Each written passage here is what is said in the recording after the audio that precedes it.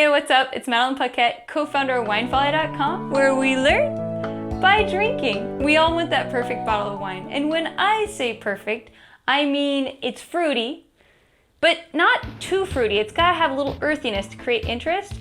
And then thirdly, and most importantly, it's got to be affordable.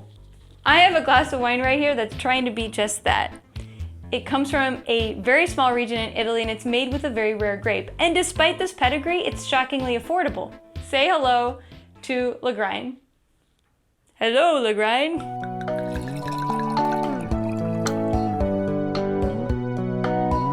It's kind of crazy to sit here and tell you that there are only about 1,000 acres of Lagrein planted in the world. Most of them come from this tiny alpine region called Alto Adige in northern Italy.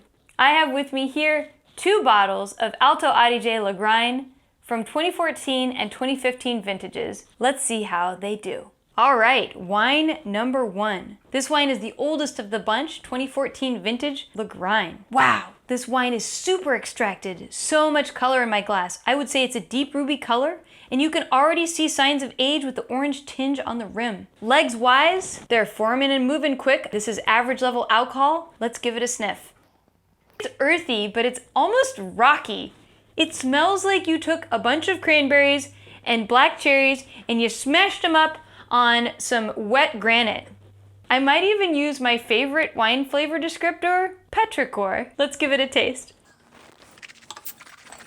Acidity! I get this explosion of tart red fruit on my palate that leads into these slight, fine, chalky tannins on the mid palate that very quickly disappear and lead into this almost pithy bitterness on the finish. This is definitely one of those wines that has much more of a tart, citrusy finish than a rich, smoky, sweet finish. Wine number 2. This wine is the fanciest of the bunch, coming in around $30 a bottle, and this is the 2015 Lagrein Reserva. Wow, the color here is slightly more purple than the last one. Definitely a deep purple color.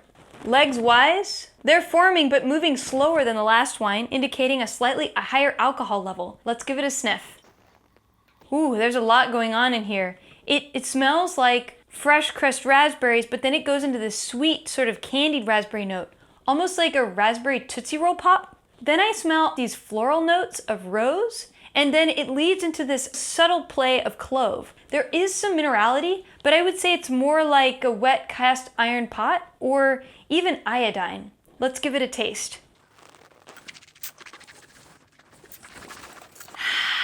That wine was a lot bigger on my palate. It has a lot more body and a lot more presence. I would even wager to say it might be medium plus. Lots of fruit flavors come through on this particular wine, more in that raspberry play with a subtle note of graphite, and the bitterness is a lot reduced. So these are 2 examples of Lagrein that you can find. Super rare grape from a super small region, so much fun to try. I would say this is for somebody who is adventurous, who loves European wines already, and loves a good food wine. Tell me what you're drinking and what I should be drinking next. And until then, peace out.